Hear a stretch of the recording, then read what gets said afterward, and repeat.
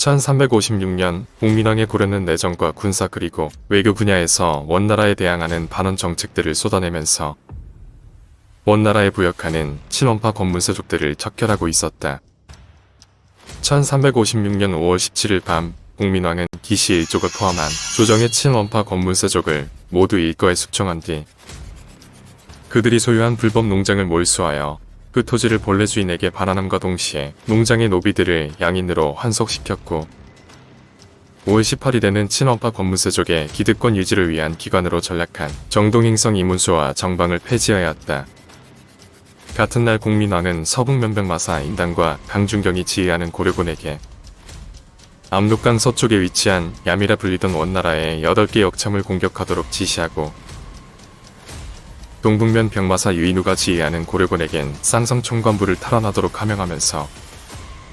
고려는 동서에서 동시다발적으로 원나라와 군사적으로 충돌하게 된다.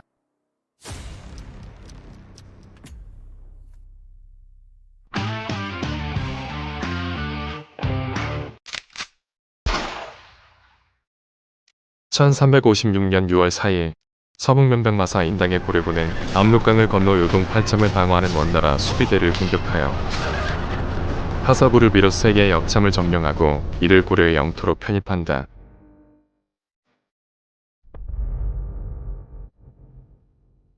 국민왕은 6월 26일 원나라 해종의 언어인 지정의 사용을 중지한 뒤 기철의 영모 평정을 기념하여 죄수들을 사면하고 태조와 역대 선왕들에게 존호를 추가하여 올리면서 고려는 원나라로부터 벗어나 대내외적으로 독자적인 행보를 걸어가겠다는 의지를 표출한다. 이어서 국민왕은 군역과 요역의 부가 방식, 지역 군사 방어 체계와 토지 제도에 관한 개혁을 표방하는 개혁도서를 발표하는데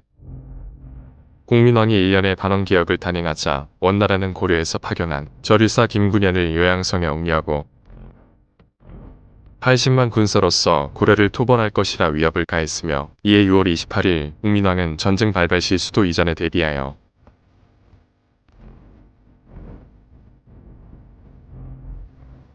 판서원관사 진영서에게 현재 서울 강북과 남양주 일대에 위치한 남경을 살펴보도록 하명하고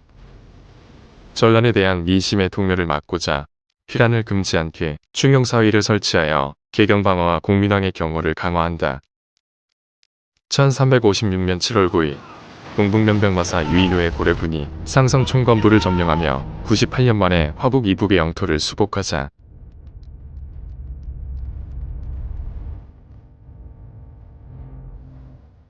같은 날 국민왕은 고려의 관제를 원나라 간섭기 이전 천자국 시절이던 문종구제로 복구한 뒤 하늘에 제사를 올리는 제천 이식을 재개하며 천자국 고려의 위상과 체제를 재확립하고자 노력한다. 하지만 5월부터 7월까지 숨가쁘게 반원 정책들을 추진해온 국민왕과 조정에게 예상보다 빠르게 문제가 발생하는데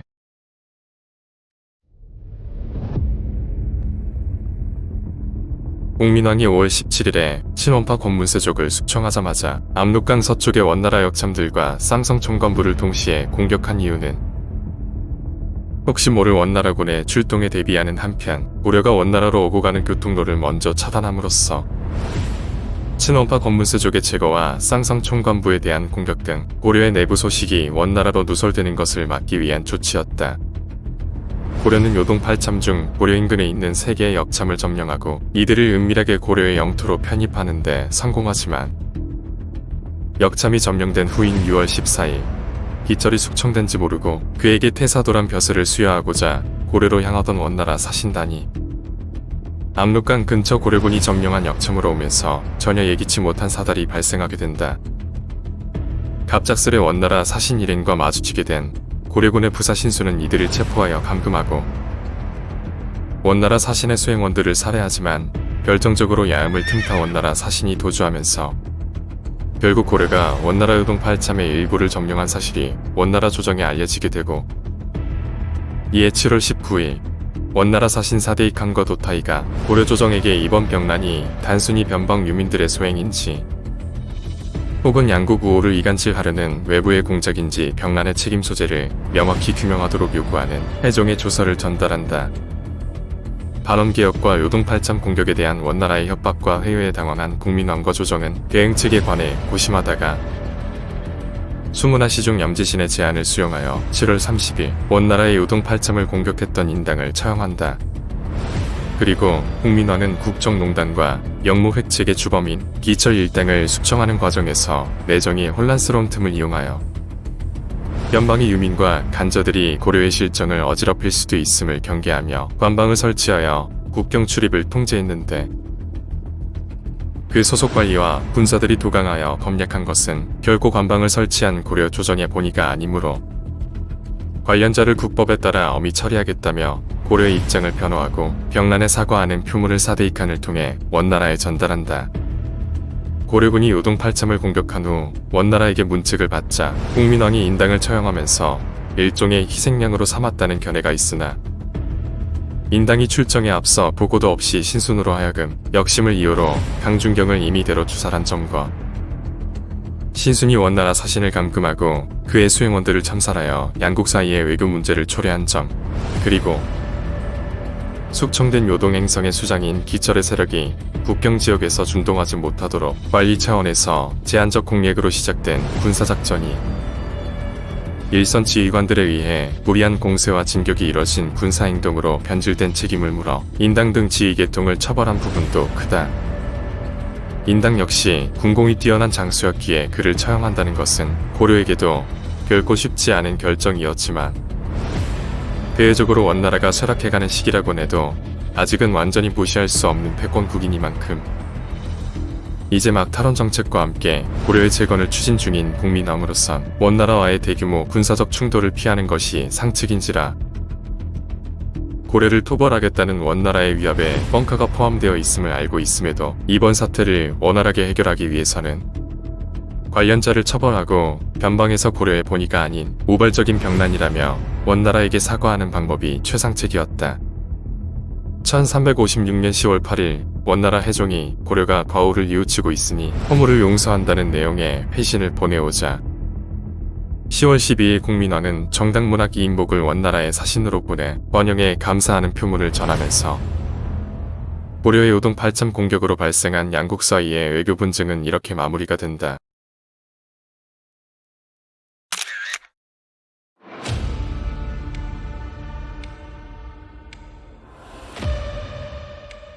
원나라는 지난 100여 년간 원나라의 일가라 여긴 고려가 원나라 황실의 지지를 받으며 왕위에 오른 국민왕의 통치하에서 의도적으로 반원 정책을 펼치며 군대를 동원해 원나라의 강역을 침입했다는 사실을 믿고 싶어 하지 않았다.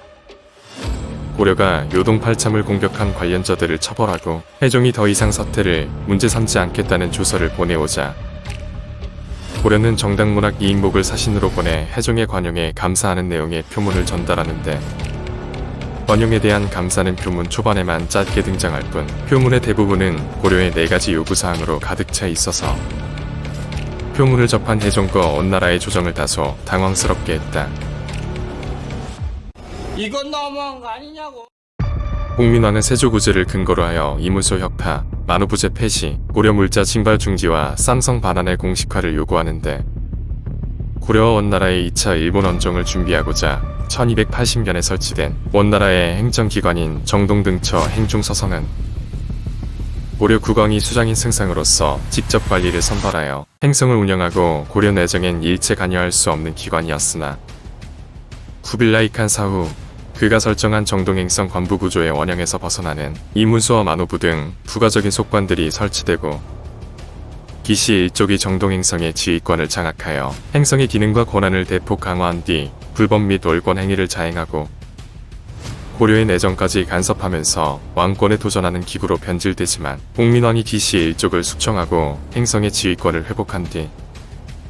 속관들을 혁파하고 원나라에게 요청하여 행성의 인사권을 다시 장악하게 되면서 해당 문제는 어느 정도 종식된다.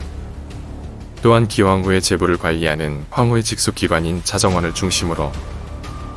고려인 헌관 고용부와 박불화를 통해 고려에서 비공식적으로 징발하는 물자의 양과 공야의 수가 해마다 급격하게 증가하며 큰 문제로 대두되자 이들의 폐단이 국가 재정을 악화시키는 원인 중 하나라고 지목한 국민왕은 기황후의 전횡을 제어하기 위해 표문에서 필요한 물자의 명확한 분량을 정하면 고려가 이를 적절하게 조달하는 방식으로 변경해 줄 것과 더불어 원나라 조정의 선의원, 자정원, 장자권, 대부감, 이용감 및 태업시에서 고려 출신 인사를 고려에 파견하는 행정 조치와 공예 차출을 전면적으로 금지해 줄 것을 요구한다. 마지막으로 공민왕은 고려의 옛 강역 회복과 국경 문제를 서둘러 매듭짓고자 원나라에게 도발적인 문구를 던지며 고려가 수복한 쌍성의 반환을 공식적으로 인정해 줄 것을 요청한다. 생각해보면 온천하가 모두 왕토가 아닌 곳이 없는데 한 뼘에 불과한 황폐한 땅을 가지고 어찌하여 내 것이니 네 것이니 하고 따집니까? 여기서 한 가지 눈길을 끄는 점은 고려군의 진격이 미진했던 서북면 공략에 대해서는 강력히 항의하며 분노와 서운함을 표출했던 원나라가 막상 고려군이 장악한 동북면에 대해선 크게 거론하지 않으며 두 지역의 군사작전에 대응하는 수위를 달리한다는 것이다. 공민왕 역시 동북면의 상성지역을 수복하면서도 서북면에서는 요동 팔참 공격에 일정한 전과를 거두었던 장수를 처형하는 등 서로 다르게 대처하는 모습을 보여주는데 이는 곧 원나라가 두 지역을 대하는 데 있어 온도 차이가 있음을 의미한다.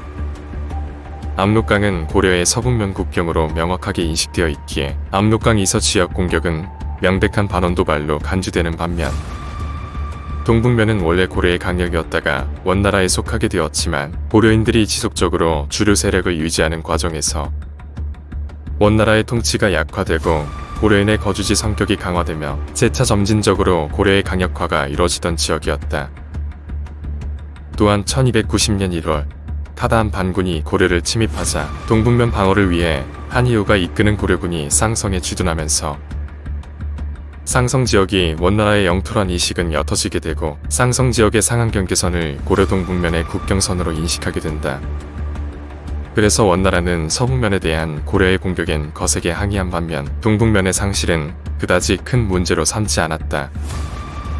더군다나 쌍성 총검부는 역신 기철이 계획한 반역의 공범이자 영모의 잔당들이 도주한 기관이므로 고려가 군사를 일으켜 쌍성 총검부를 점령할 수밖에 없었다는 명분 또한 원나라가 흠잡을 수 없을 만큼 타당했다. 공민왕의 4가지 요구사항에는 정동행성을 통한 원나라의 간섭 거부와 고려 내 원나라의 군사조직 철폐, 그리고 원나라의 물자 징발 견제와 원나라가 지배한 옛 영토 회복에 대한 강력한 의지가 반영되어 있으며 이를 통해서 공민왕은 집권 5년 만에 국정지도, 군제정비, 국가재정 개선 및 옛 강역 수복이란 원하던 결과를 쟁취하게 된다.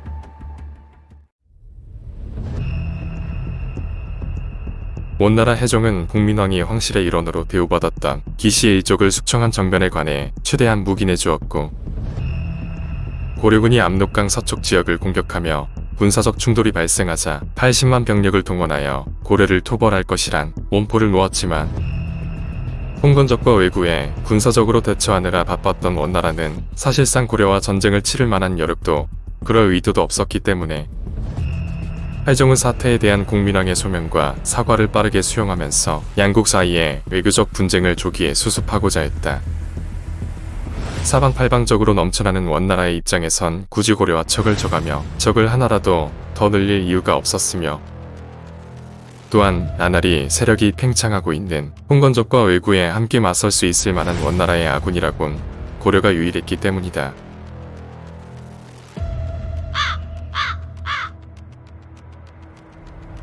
이러한 원나라의 바람과는 달리 이미 주기 초부터 중원에 한족의 왕조 국가가 들어설 것이라 예측했던 공민왕은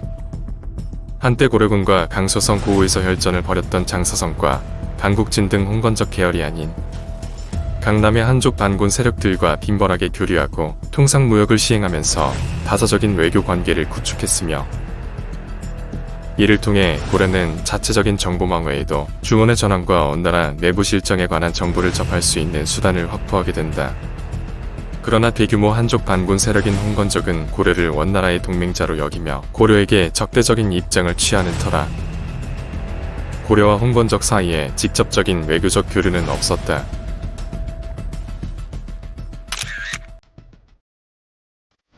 (1333년) 원나라의 수도인 대도 인근 경기 지역에 내린 폭우와 홍수로 인해 약 40만 명의 이재민이 발생하고 1334년과 1337년에도 폭우가 내려 회수와 장강이 크게 범람하면서 인근 강소성과 저장성에 각각 60만과 40만에 달하는 이재민이 생겨난다. 또한 1334년에서 1337년 사이에 내린 폭우 탓에 황화 중하류의 제방이 3번이나 붕괴되며 황화 유역에 많은 농지가 유실되고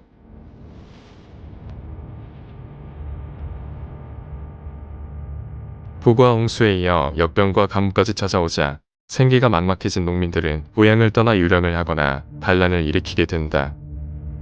그 이후에도 황하, 회수, 장강 지역은 폭우와 홍수와 같은 천재가 끊이질 않았는데 특히 1344년의 폭우로 인한 황하의 대홍수는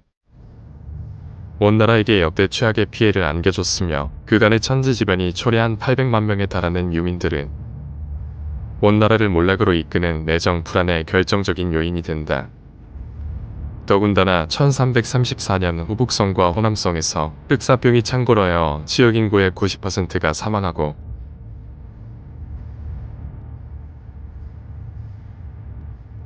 1353년경부터 흑사병이 중국 내륙과 몽골 지역 전체로 퍼지면서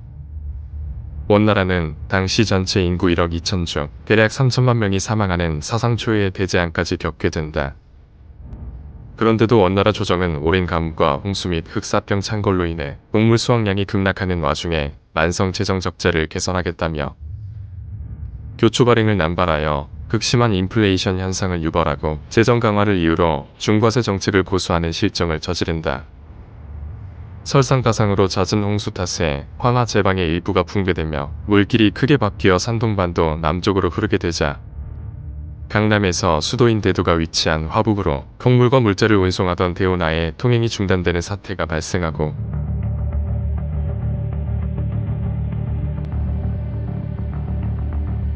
이에 원나라 조정이 본격적으로 황하와 장강을 정비하는 치수공사를 추진하게 되면서 안 그래도 흉흉했던 민심은 더욱 악화된다. 이미 1348년 복건성의 한족 군벌인 반국진이 한족 최초로 온 나라에 대항하며 거병한 전례가 있는 만큼 온나라 조정도 이를 의식하여 치수공사에 징집된 농민들이 반란군으로 돌변하는 사태를 미연에 방지하고자 황하 치수공사의 15만의 농민들 외에도 이들의 통제를 목적으로 인근에 주둔 중인 18입군 2만 명을 함께 차출한다. 그럼에도 강제부역을 하게 된 농민들은 오랫동안 원나라 조정을 향해 쌓이고 쌓인 불만을 표출하기 시작했으며 여기에 천명이 외면한 원나라를 멸해야 한다고 주장하는 종말론적 미륵 신앙인 백령교가 득세하면서 송나라 휘종의 8대 손이자 현존하는 미륵불이라 자칭하는 백년교의 지도자 한산동이 세간의 주목을 받게 된다. 이들은 1351년 5월 한산동과 유복통의 통솔 아래 백년교도를 중심으로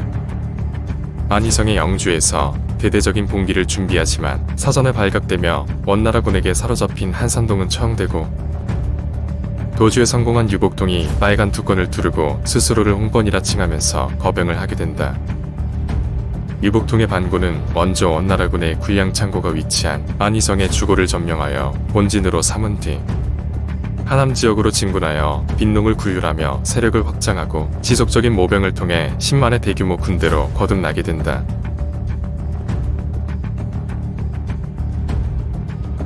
온나라 조정은 유복통의 반군을 토벌하고자 30만 대군을 파병하지만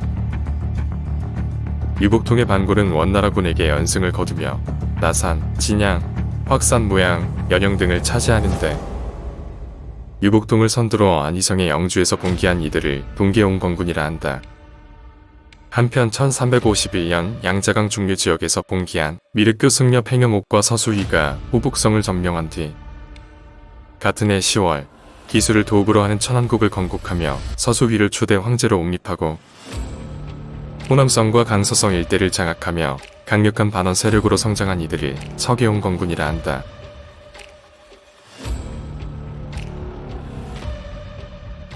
동기홍건군과 서계홍건군이 원나라 토벌군을 압도하며 급속도로 세력을 키워나가자 이에 크게 고무된 농민들은 황하, 장강, 양해 지역에서 잇따라 대규모로 봉기하는데 이 시기에 하남성 남양의 포항삼, 후북성 형벌의 맹하마, 강소성 서주의 지마리, 안희성, 호주의 곽자응 등 전국 각지의 여러 한족 세력들이 연이어 거병하여 원나라와 맞서면서 원나라 조정이 어느 지역의 반란군부터 먼저 진압을 해야 할지 결정하기가 곤란할 정도로 전국의 반군이 들끓기 시작한다.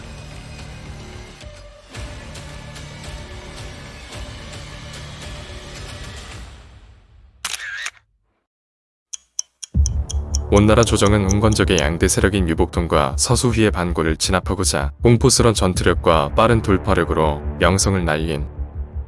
영하의 회족으로 구성된 전투부대로 혁시독적이 지휘하는 아속군을 전장에 투입하는데, 그 강력한 아속군마저 전장에서 엄청난 병력의 붉은 반군과 마주치게 되자 주저없이 철군을 한다. 이에 대노한 원나라 조정은 당시 우승상인 투크토아의 동생이자 어사대부인 에센테무르에게 10만 병력을 내주며 유복동의 반군을 토벌하고 연영을 비롯한 그들의 점령지를 다시 수복하도록 지시하지만, 연영을 공략하던 에센테무르의 선발대와 본대가 반군을 경시하며 경기 임무와 적진 동향 파악을 소홀히 하게 되고, 결국 두 차례에 걸친 반군의 기습 공격에 대패하고 변량으로 퇴각하면서 반군 진압은 또다시 숲으로 돌아가게 된다.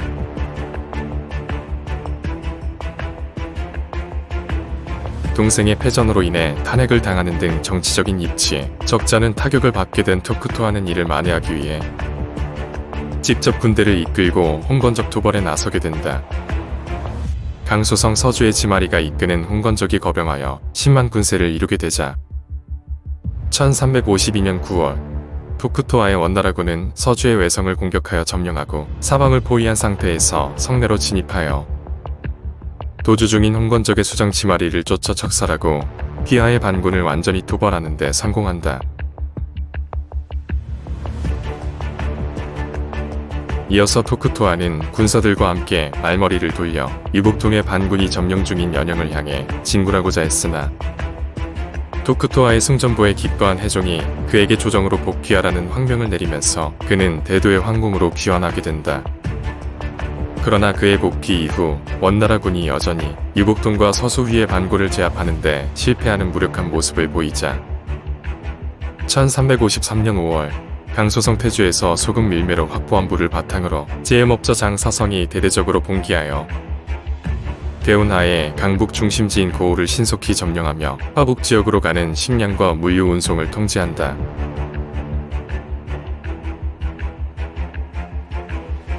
그러자 해종은 원나라군과 고려군 및 서역의 원정군으로 80만 연합군을 구성한 뒤 토크토아를 총지휘관으로 임명하고 장사성의 반군과 강남의 홍건적 군벌대를 진압하도록 하명한다. 이에 고려군과 원나라군이 장사성의 본진인 고우성으로 진군하고 성읍 들판에서 고려군과 장사성의 반군이 맞붙는데, 장사성의 반군이 대패하며 고우성으로 후퇴하자 고려군과 원나라군은 지근거리에 있는 육합성을 포위한다. 장사성의 반군이 차지한 육합성은 고우성의 서남쪽 후면에 있어서 육합성을 방치하면 고려군과 원나라군이 고우성을 공격할 때 배후에 있는 육합성의 반군으로부터 역공을 당할 수 있기 때문에 고려군과 원나라군은 고우성 공략에 앞서 육합성을 치는데, 육합성이 위기에 처하자 멀지 않은 저주성에 주둔하던 곽자은과 주원장의 반군이 육합성의 반군을 지원하게 된다. 하지만 얼마 되지 않아 고려군과 원나라군이 육합성을 점령하고 이들이 토크토아의 지휘하에 연이어 저주성을 강습하면서 토크토아 주원장은 처음으로 전장에서 조어하게 된다.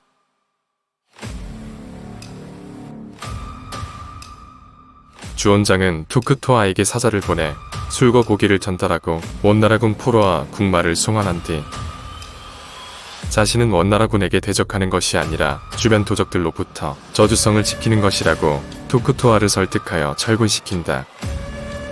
고려군과 원나라군은 장사성의 본거지인 고우성으로 회군하여 27번의 격전을 벌이며 고우성을 함락 직전까지 몰아붙였으나, 이때 중서성 평장 정사 아마가 토크토아를 탄핵하자 경권을 소유한 토크토아의 영모 획책을 견제하던 해종이 이를 받아들여 토크토아를 삭탈관직하고 운남성으로 유배를 보내면서 연합군은 지휘체계 붕괴와 내부 분열을 겪으며 전력이 약화된다. 그 덕에 장사성이 원나라군을 연파하며 기적같이 부활하고 다른 홍건적 군벌들도 전력을 재정비할 시간을 벌게 되면서 외적을 앞에 두고 권력 다툼을 골몰하던 해종과 원나라 조정은 스스로 홍건적의 전성시대를 열어주는 자충수를 두게 된다.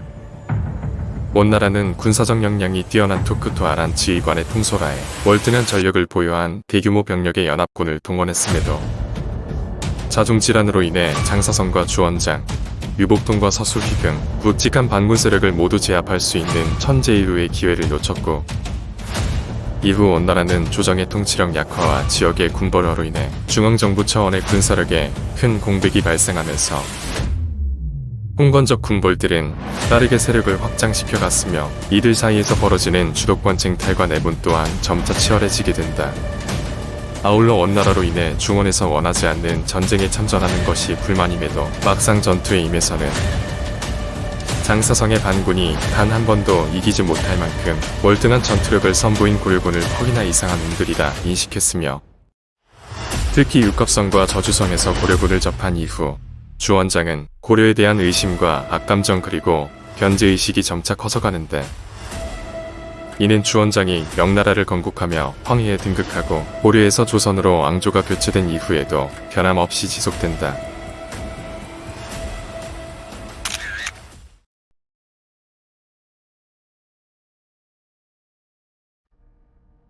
원나라 조정에서 홍건적을 토벌하고자 화병한 30만 대군을 대파한 유복통의 동계 홍건군은 안희성 여주로 진군하여 안정적인 본거지를 구축하고 그 여세를 몰아 1355년 2월 은둔 중이던 한선동의 아들 한이마를 황제로 추대하며 소명제라 칭하고, 박주를 도읍으로 삼아 한송이라고도 불리는 대성국을 건국한다.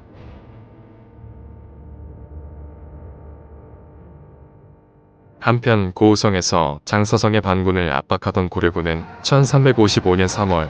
퇴강로를 확보하고자 해안성으로 물러나 회수를 타고 결집한 장사성의 대군과 치열한 공성전을 벌여 대승을 거둔 뒤 1355년 5월 고려로 귀환한다.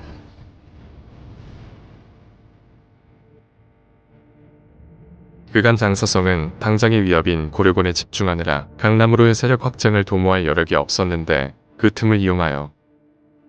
저주성에 주둔하던 곽자운과 주원장의 반군이 1355년 3월 장강 하류 지역에 위치한 화주를 점령한다.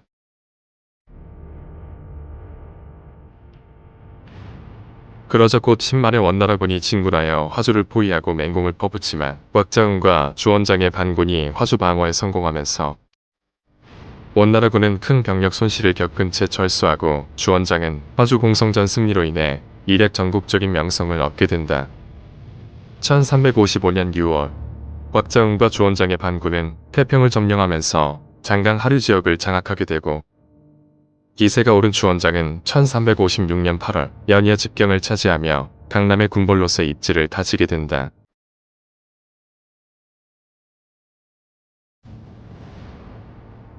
주원장이 몸담고 있던 곽자웅의 반군은 인구와 물자가 빈약한 안희성의 호주 지역에서 봉기한 터라 그 세력이 미약했다. 따라서 만세의 반군으로 생존하기 위해선 세력을 확장하여 인마와 물자 그리고 자본을 확보하는 것이 급선무였지만, 이미 북방은 유복통의 동계 홍건군이, 동방은 장사성이, 서방은 서수휘의 서계 홍건군이 굳건히 자리를 잡고 있는 형국이라서 약세인 곽자운과 주원장은 장사성과 서수휘 세력의 중간지대인 남방의 강소성 중서부와 절강성 중서부로 진출해야 했다.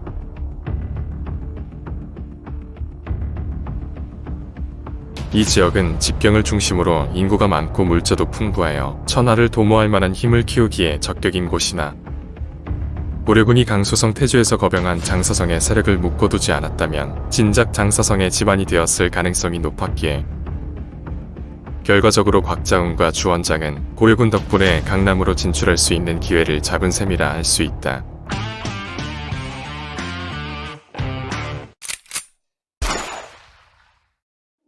(1353년) 강소성 태주에서 봉기하여 대주를 건국하고 스스로 성왕이라 칭했던 장사성은 반란을 진압하기 위해 파병된 고려군과 원나라군에게 단 한 번을 승리하지 못하고 연패를 당하며 토벌 직전까지 몰리게 된다. 그러나 원나라 조정과 군의 내분으로 인해 연합군이 철군하며 극적으로 기사회생하게 된 장사성은 전열을 재정비한 뒤 1356년 3월 양자강을 넘어 소주와 항주를 점령하며 강남의 절동지역으로 영역을 확장하지만, 이내 장사성의 코앞까지 진출한 주원장과 절동지역으로 남아 중인 장사성을 저지하려는 방국진과 마주하게 된다.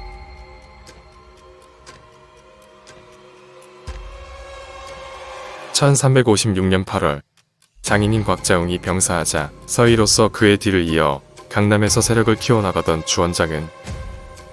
아직 장사성과 맞붙기엔 시기상조라 판단하고 양언을 사저로 보내 장사성에게 정중히 화친을 청하지만 장사성은 주원장의 예상과 달리 양언을 구금한 채 1356년 7월 주원장의 군대가 주둔하고 있는 진강을 급습한다.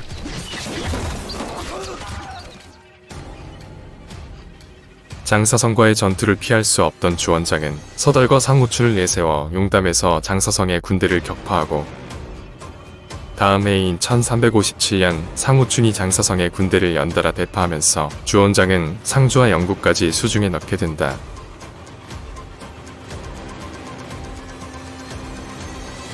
다급해진 장사성은 주원장에게 미국 20만석과 함께 화의를 청하지만 미국 50만석을 요구한 주원장에게 거절당하고 상주와 수주에선 양웅저와 양통관이 지휘하는 원나라 토벌군과 싸워 연패했으며 본선과 태창 일대에서도 방국진의 군대에게 크게 패하면서 장사성은 사면초가에 처하게 된다.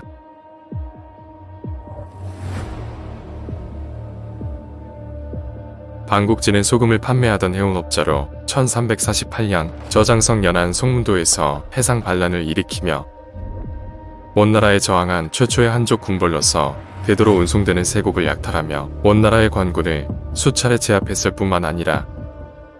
반란을 토벌하고자 출병한 원나라 강절행성 소속의 수군과 맞붙은 해전에서 대승을 거두고 절동도 도원수 타이부와가 지휘하는 원나라 군마저 격파하면서 널리 이름을 알리게 된다.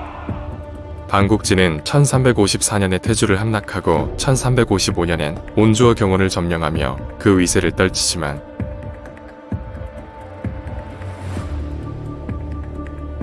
이내 절동지역에 대한 지배권을 보장한다는 원나라의 회유를 받아들여 기부하면서 초안이랑 관직과 함께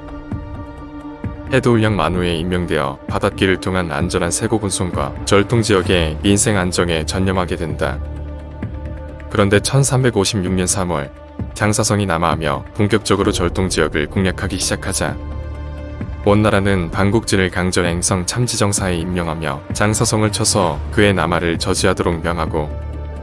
방국진은 장사성을 공격하여 연전연승을 거두면서 본산과 태창 일대로 진격하여 장사성을 궁지로 몰아붙인다.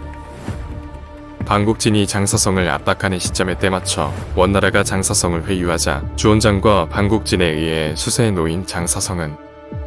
원나라에게 투항하며 태위라는 벼슬에 제수되고 졸지의 주원장이 원나라 세력에 의해 협공을 당하는 형국이 되면서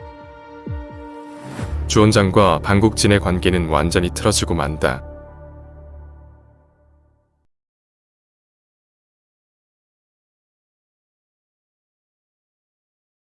(1355년 2월) 대성국을 건국하고 5차례에 걸쳐 30만의 원나라 토벌군을 귀멸시키며 홍번적 전성시대에 막을 올린 유복통은 1357년 동기용건군을 동로군, 중로군, 서로군, 이른바 삼로군 체제로 재편하고 삼로군으로 하여금 원나라의 지배력이 공고한 황하의 이북 지역을 세 방향에서 공격하도록 지시하며 대북벌을 감행한다. 동기용건군은 뽑은 삼천 직초유연시, 영비고 중계대송지천이란 문구가 새겨진 군기를 휘날리며 하죽지세로 진군하는데